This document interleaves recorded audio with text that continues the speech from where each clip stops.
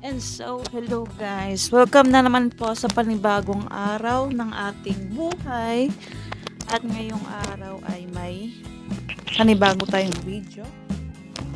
At ang video natin ngayon ay susubukan natin tong bagong sapatos na binigay sa atin. Ito ay Adidas. Ayan, Adidas Cloud Foam. Try natin siya for running. And titingnan natin kung tatagal nga ba siya pang long run. And kung magaan ba siya. And hindi siya nakakatapilok din. And kung worth it nga ba itong gamitin pang long run at pantakbo. At ayan, bagong bigay lang din. Bigay lang din yan sa akin ng aking Mudrakels. Ayan, sponsored by. Ayan na lang kasayahan natin sapatos.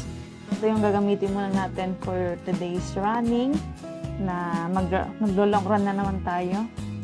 Long run or short run, titingnan natin kung anong mangyayari ngayong araw.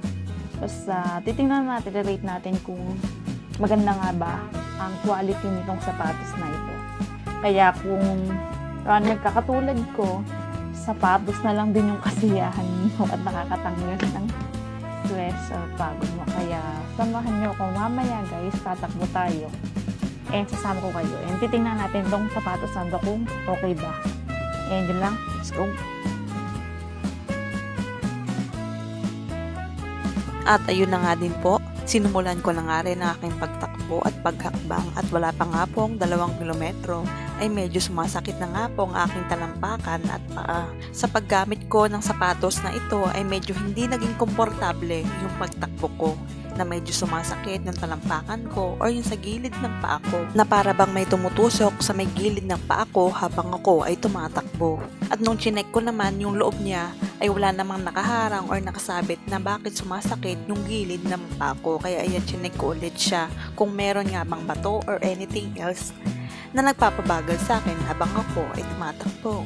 Kaya ang ginawa ko na lang ay nag-running drills ako dito, hakbang-hakbang, talon, ayan, para masana yung paa ko sa sapatos para maging maganda yung pagtakbo ko naman pabalik. At baka kasi yung problema lang ay yung paa ko, hindi yung sapatos na ginagamit ko ngayon. And for me, okay naman din yung sapatos pag gagamitin mo pag downhill or kaya naman sa oval dahil nga makapit yung ilalim niya. At for me, maganda rin siyang gamitin pang sprint or kaya pang interval run mo lang din. Or pwede naman din mo itong gamitin kahit nga nagwo-walking ka dahil nga magaan siya pag naglalakad ka. Pero pag running, hindi ko nire-recommend na gamitin mo ito kasi nga masakit sa paa. Katulad ko kanina habang tumatakbo, sumakit yung paa ko habang tumatakbo ko ng ilang kilometro pa lang. At i-rate ko nga po pala ito ng 6 out of 10. Pero okay naman din siya. Kahit pang walking lang din, pwede mo itong gamitin. Syempre, para may pangpalit-palit ka nga din ng sapatos mo, pantakbo, or may panlakad ka din na shoes, diba?